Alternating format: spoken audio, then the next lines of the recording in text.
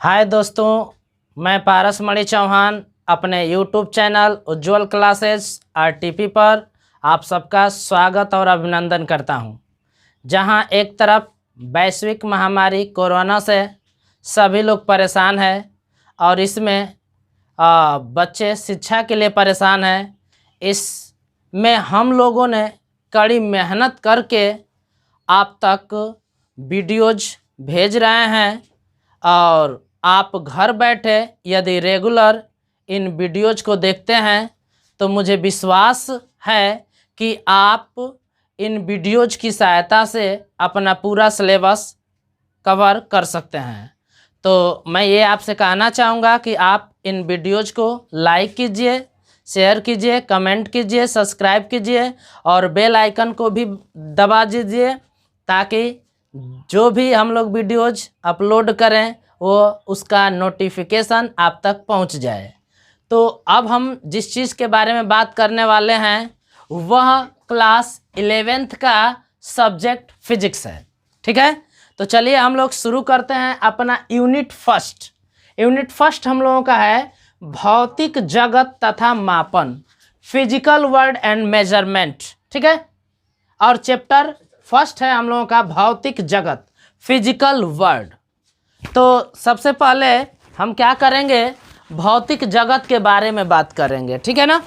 तो भौतिक जगत में हम लोग विज्ञान के बारे में जानेंगे, विज्ञान से लाभ जानेंगे, उससे हानि जानेंगे, उसका समाज पर प्रभाव क्या है, विज्ञान के कितने प्रकार है, किन किन वैज्ञानिकों ने अपना विज्ञान में अपना योगदान दिया है। ठीक है, मूल बल क्या होते हैं, ठीक है ना, मूल बल के प्रकार के बारे में जानेंगे। ठीक है ना। तो हम लोग अपना भौतिक जगत जो चैप्टर है उसको स्टार्ट करते हैं। तो सबसे पहले मैं आपका परिचय कराता हूं विज्ञान से, साइंस से। विज्ञान है क्या? विज्ञान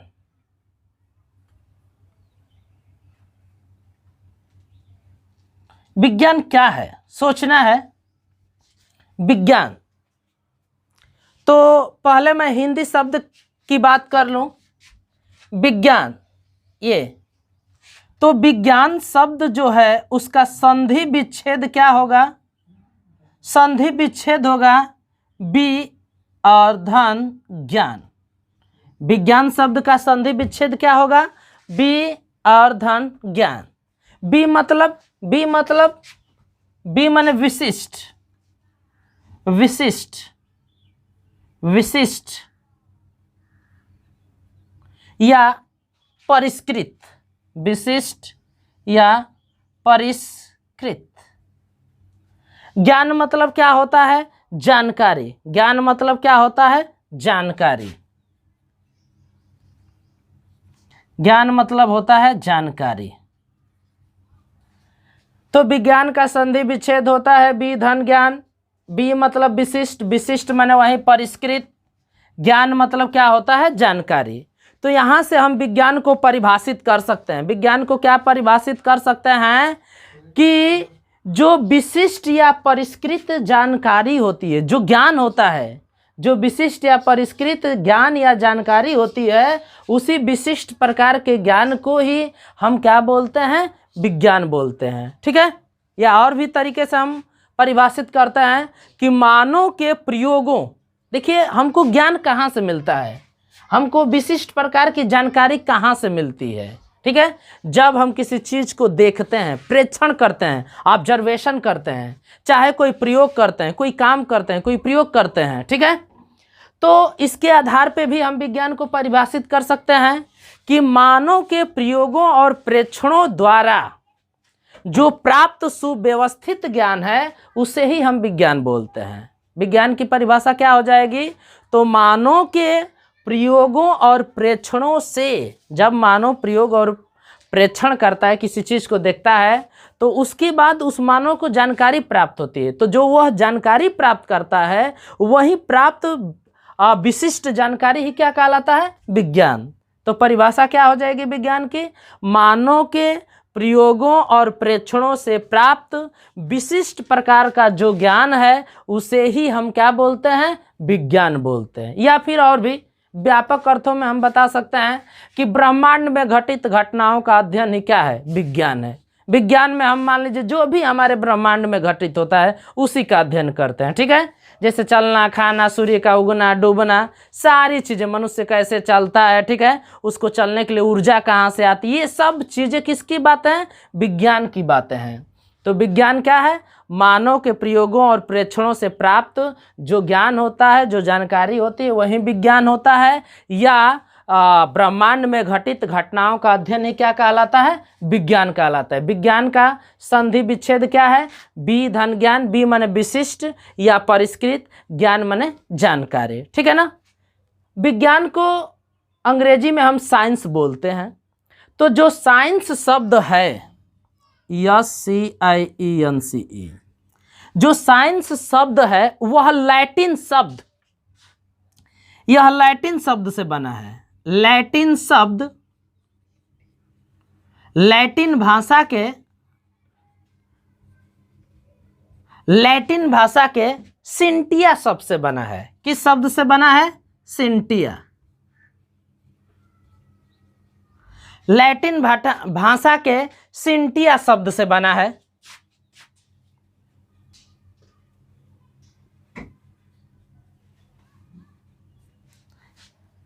तो याद रखिए, साइंस शब्द जो है वह लैटिन भाषा के सिंटिया शब्द से बना है, जिसका अर्थ होता है जानना, जानना।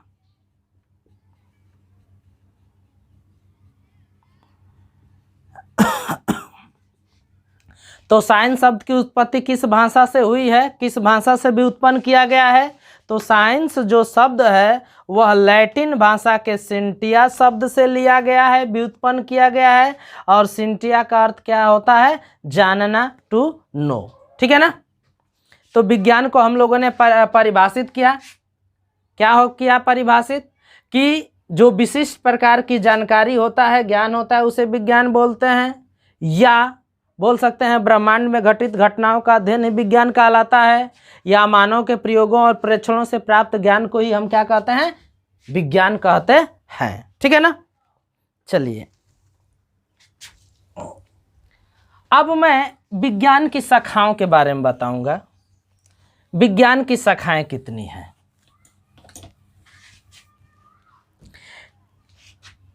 विज्ञान की शाखाएं, विज्ञान की शाखाएं ब्रांचेज ऑफ साइंस,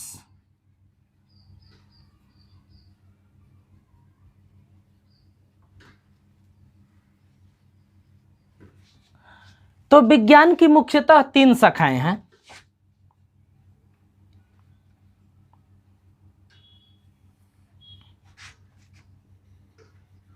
कौन कौन, फिजिक्स, केमिस्ट्री,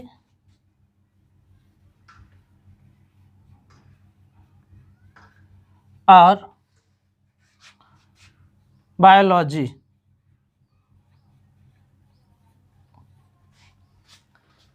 साइंस के विज्ञान की कितनी शाखाएं हैं, 3 शाखाएं हैं, फिजिक्स, केमिस्ट्री, बायोलॉजी।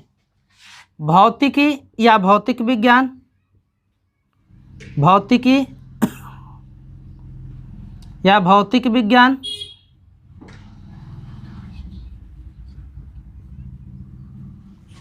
केमिस्ट्री, रसायन विज्ञान,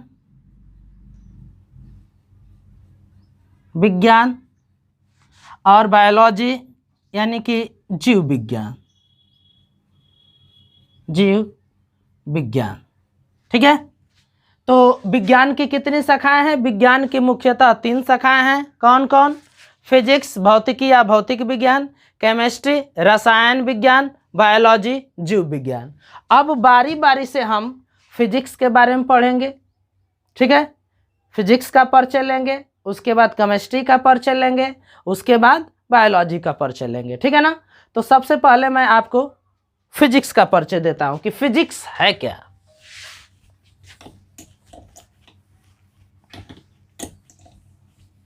तो अब मैं आपको परिचय देने जा रहा हूं फिजिक्स का। फिजिक्स। फिजिक्स जो शब्द है वह ग्रीक भाषा के शब्द फ्यूसिस से बना है। ग्रीक भाषा के किस शब्द से बना है? ग्रीक भाषा के किस शब्द से बना है? तो फ्यूसिस बना है, फ्यूसिस से बना है। तो फिजिक्स शब्द ग्रीक भाषा के फ्यूसिस शब्द से बना है। फ्यूसिस का मतलब क्या होता है? फ्यूसिस का अर्थ होता है प्रकृति, यानी कि नेचर। ठीक है, तो फिजिक्स शब्द जो है वह ग्रीक भाषा के फ्यूसिस शब्द से लिया गया है, और फ्यूसिस माने होता है प्रकृति या नेचर। तो फिजिक्स क्या है? फिजिक्स में हम कह सकते हैं इसके आधार पे कि भौतिकी में हम प्रकृति का अध्ययन करते हैं। भौतिकी में हम किसका अध्ययन करते हैं? प्रकृति का अध्ययन करते हैं। ठीक है ना? तो इसको और थोड़ा विस्तृत में हम परिभाषा का क्या दे सकते हैं कि भौतिक विज्ञान या भौतिकी या फिजिक्स भौतिकी विज्ञान की वह शाखा है जिसके अंतर्गत प्रकृति या प्राकृतिक घटनाओं का अध्ययन किया जाता है। भौतिकी क्या है? भौतिकी विज्ञान की वह शाखा है जिसके अंतर्गत हम किसका अध्ययन करते हैं? प्रकृति या प्रकृति में घटने वाली घटनाओं का अध्ययन करते हैं। ठीक है, तो पहला हम फिजिक्स का परिचय जान रहे थे। फिजिक्स जो है ग्रीक भाषा के फ्यूसिस शब्द से लिया गया है। फ्यूसिस माने होता है प्रकृति या नेचर। ठीक है, तो इसके आधार पर हम क्या परिभाषा दे सकते हैं फिजिक्स की कि जो भौतिकी होता है उसमें हम प्रकृति या प्रकृति में होने वाली घटनाओं का अध्ययन करते हैं। यानी कि भौतिकी विज्ञान की वह शाखा है जिसमें प्रकृति या प्राकृतिक घटनाओं का अध्ययन किया जाता है। तो ये तो हम लोगों की हो गई पुरानी परिभाषा। अब नवीनतम परिभाषा क्या है? जो नवीनतम परिभाषा है उसको जानने के लिए आपको द्रव्य जानना होगा। नवीनतम परिभाषा जानने के लिए दो चीजें जानना होगा। एक जानना होगा द्रव्य और दूसरा क्या जानना होगा? ऊर्जा। तो पहले मैं आपको बताता हूं कि द्रव्य क्या है। द्रव्य, मैटर।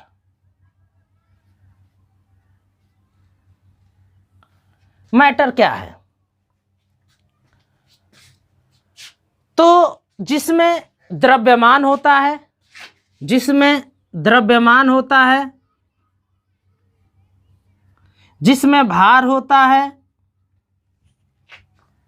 जिसमें आयतन होता है,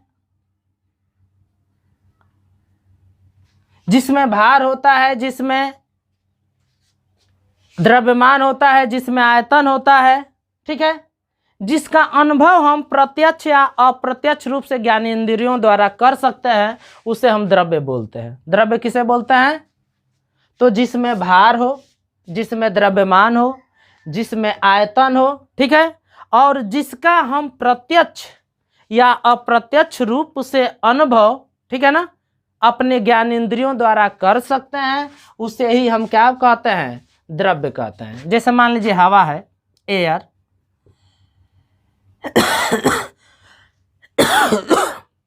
हवा द्रव्य है। कैसे कह सकते हैं हवा द्रव्य है?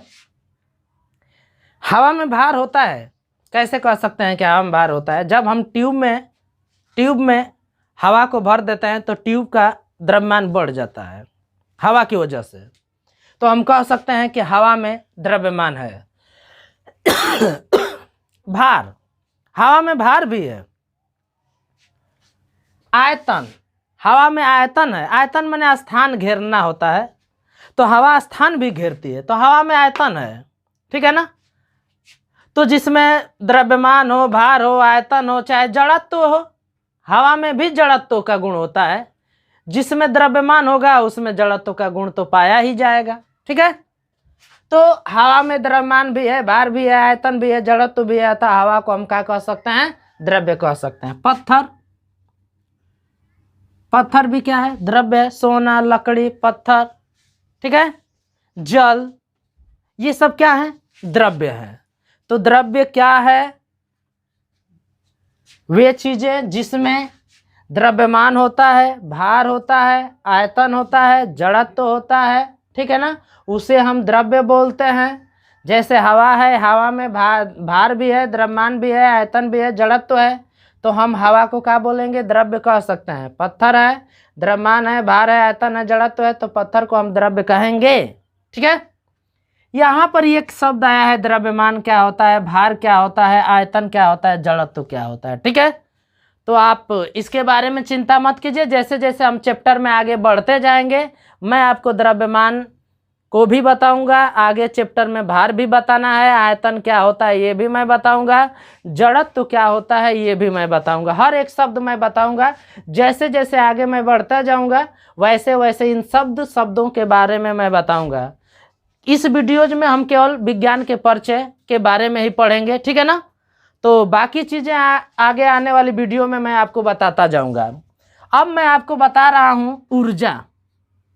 ऊर्जा क्या है? ऊर्जा, एनर्जी। ऊर्जा किसे कहते हैं? तो किसी वस्तु के कार्य करने की क्षमता को ही हम ऊर्जा कहते हैं। यानी कि किसी वस्तु में यदि कार्य करने की क्षमता है तो हम कहेंगे कि उस वस्तु के अंदर ऊर्जा है। यानी कि कार्य करने की क्षमता को क्या कहते हैं? ऊर्जा कहते हैं। कार्य करने की क्षमता को ऊर्जा कहते हैं। ऊर्जा कहते हैं। जैसे मान लीजिए एक स्प्रिंग है। स्प्रिंग यदि प्रारंभिक स्थिति में रहेगा तो वो कोई कार्य नहीं करेगा, लेकिन जो ही हम स्प्रिंग को खींच देंगे उसके बाद छोड़ेंगे तो वो कुछ ना कुछ कार्य कर सकता है। ठीक है, तो स्प्रिंग में कार्य करने की क्षमता आ गई तो हम कह सकते हैं कि स्प्रिंग में क्या आ गई है? ऊर्जा आ गई है। तो फिजिक्स की जो नवीनतम परिभाषा है उसको जानने के लिए आपको दो चीज़ें जानना था, एक द्रव्य जानना था और एक ऊर्जा जानना था। द्रव्य क्या होता है? द्रव्य वह वस्तु होती है जिसमें द्रव्यमान होता है, भार होता है, आयतन होता है, जड़त्व होता है, उसे हम द्रव्य कहते हैं। जैसे हवा हुआ, पत्थर हुआ, सोना, लकड़ी, जल, ठीक है ना, कार्बन डाइऑक्साइड जो भी है, पत्थर, पेड़ पौधे, ठीक है, ये सब क्या है? द्रव्य है। ऊर्जा किसे कहते हैं? कार्य करने की क्षमता को ऊर्जा कहते हैं। जैसे ऊष्मीय ऊर्जा, विद्युत ऊर्जा, प्रकाश ऊर्जा, ठीक है, ऐसे तमाम। तो जब आप द्रव्य जान गए, जब आप ऊर्जा जान गए, तो अब मैं भौतिकी की नवीनतम परिभाषा बताऊंगा। फिजिक्स की नई जो परिभाषा है उसको मैं बताऊंगा। नवीनतम परिभाषा,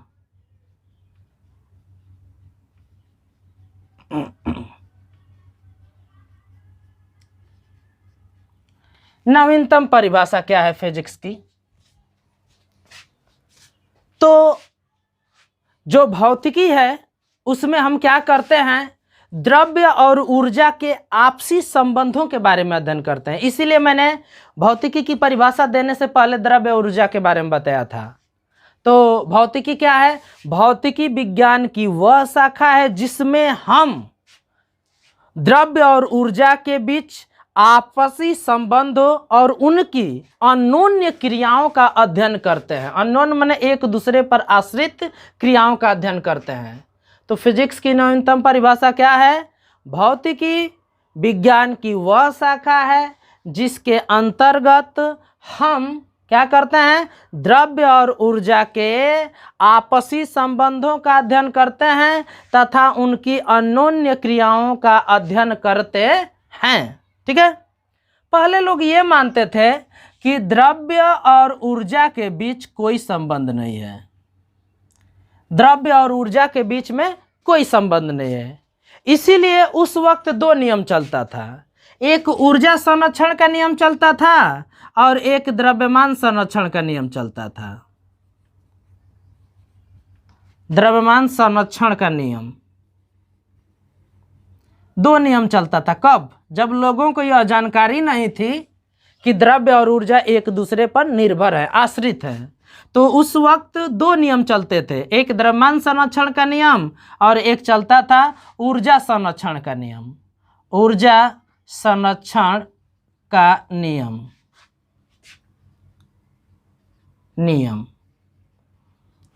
ठीक है। लेकिन 1905 ईस्वी में वैज्ञानिक आइंस्टीन ने जब 1905 ईस्वी में जब वैज्ञानिक आइंस्टीन ने जब थ्योरी ऑफ रिलेटिविटी दिया,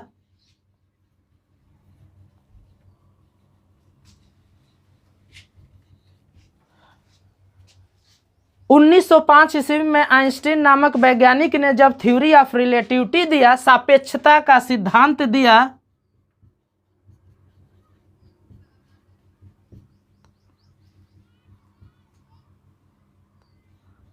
सापेक्षता का सिद्धांत दिया और उसमें इन्होंने साबित किया, सिद्ध किया कि जो ऊर्जा है और द्रव्य है वह एक दूसरे पर आश्रित है, निर्भर है। अर्थात ऊर्जा को द्रव्य में बदल सकते हैं और द्रव्य को ऊर्जा में बदल सकते हैं। इन्होंने साबित किया कि ऊर्जा ई माने वही एनर्जी और एम माने वही मास यानी कि द्रव्यमान, ये एक दूसरे पर आश्रित है। इन्होंने ये फार्मूला दिया था E बराबर mc²। इसी सापेक्षता के सिद्धांत के द्वारा ही यह सिद्ध किया गया था। तो इसमें क्या इससे पता चला? इससे यह पता चला है कि ऊर्जा और द्रव्यमान एक दूसरे पर क्या है? आश्रित हैं। दोनों अलग अलग राशियां नहीं हैं, बल्कि एक ही राशियां के दो रूप हैं। यानी कि ऊर्जा को द्रव्यमान में बदला जा सकता है, द्रव्यमान को ऊर्जा में, और यह द्रव्यमान और ऊर्जा क्या है? संबंध है। द्रव्यमान ऊर्जा संबंध है। तो आइंस्टीन नामक वैज्ञानिक ने यह सिद्ध किया कि ऊर्जा और द्रव्यमान एक दूसरे पर आश्रित है। उन्होंने ये फार्मूला भी दिया। इसको क्या बोलते हैं? द्रव्यमान ऊर्जा संबंध बोलते हैं। द्रव्यमान ऊर्जा समीकरण या संबंध, ये ठीक है। तो जब इन्होंने ये दिया तब अब जो दो संरक्षण नियम थे, एक ऊर्जा संरक्षण नियम था और एक द्रव्यमान संरक्षण नियम था, दोनों को मिलाकर एक कर दिया गया। अब वह क्या बन गया? द्रव्यमान प्लस ऊर्जा संरक्षण का नियम। द्रव्यमान प्लस ऊर्जा संरक्षण का नियम बन गया। संरक्षण का नियम। तो ऊर्जा संरक्षण का नियम क्या है ये मैं बता देता हूं। द्रव्यमान संरक्षण का नियम क्या है ये मैं बता देता हूं, और उसके बाद ये मैं बता देता हूं कि द्रव्यमान प्लस ऊर्जा संरक्षण का नियम क्या है। ठीक है। तो द्रव्यमान संरक्षण का नियम ये है कि रासायनिक अभिक्रियाओं में, जब भी रासायनिक अभिक्रियाएं होती हैं तो उसमें, ठीक है, जो अभिकारकों का द्रव्यमान है वह उत्पादों के द्रव्यमान के बराबर होता है।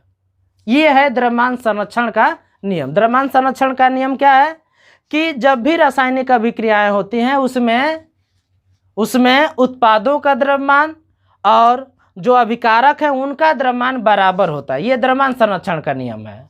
ऊर्जा संरक्षण का नियम क्या है कि ऊर्जा को न तो नष्ट कर सकते हैं ना ही उत्पन्न कर सकते हैं, उसका एक रूप से दूसरे रूप में रूपांतरण कर सकते हैं। ठीक है।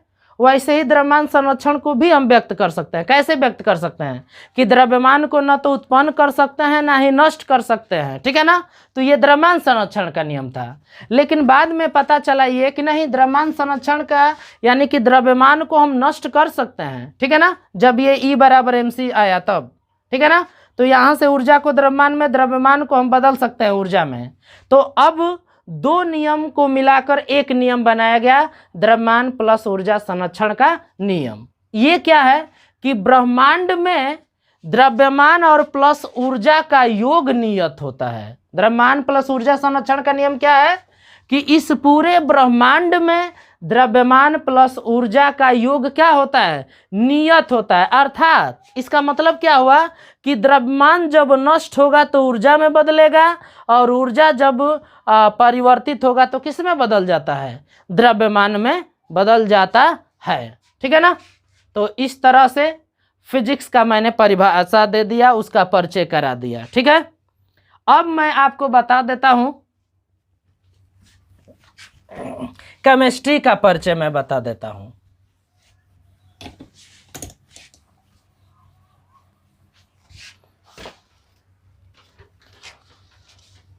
केमिस्ट्री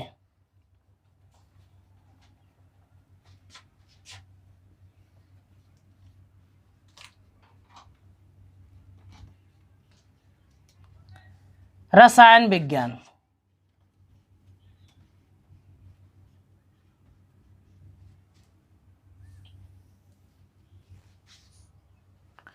तो केमिस्ट्री का मैं परिचय बता देता हूं। तो रसायन विज्ञान है क्या? तो रसायन विज्ञान विज्ञान की वह शाखा है जिसमें हम पदार्थों के संगठन, संरचना, उपयोग, बनावट इत्यादि के बारे में अध्ययन करते हैं। उसे हम बोलते हैं रसायन विज्ञान। रसायन विज्ञान किसे कहते हैं? तो रसायन विज्ञान विज्ञान की वह शाखा है जिसमें पदार्थों के संगठन, संरचना, बनावट, गुणधर्म, उपयोग के बारे में अध्ययन करते हैं। उसे हम लोग रसायन विज्ञान कहते हैं। ठीक है। रसायन विज्ञान के अध्ययन को प्रारंभ में हम केमिटेकिंग कहते थे। रसायन विज्ञान के अध्ययन को प्रारंभ में हम क्या बोलते थे? केमिटेकिंग।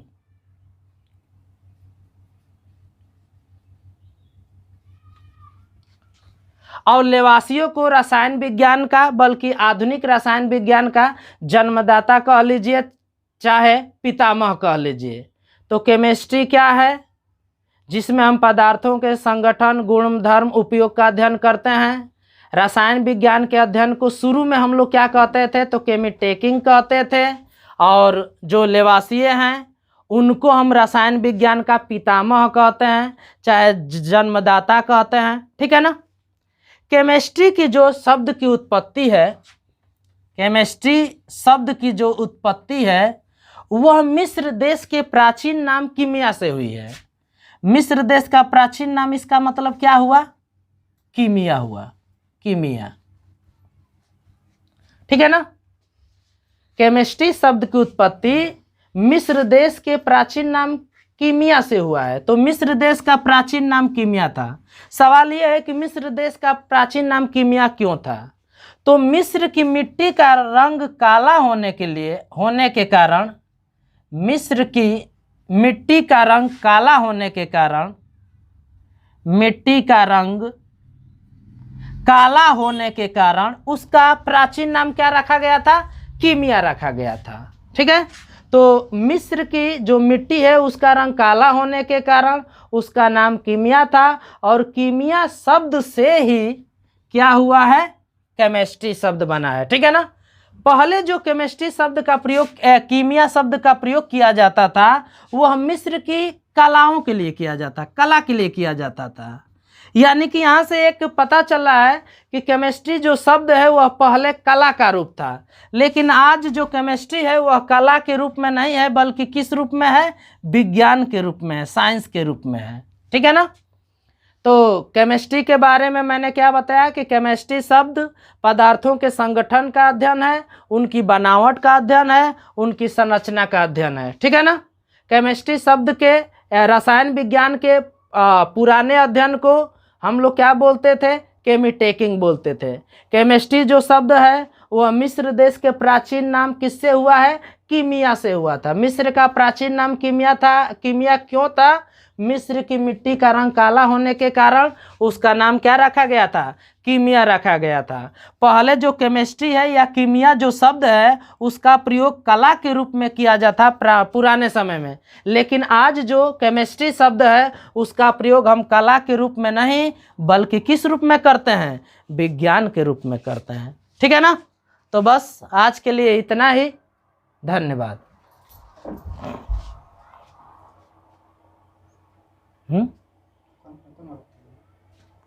बस इतना ही।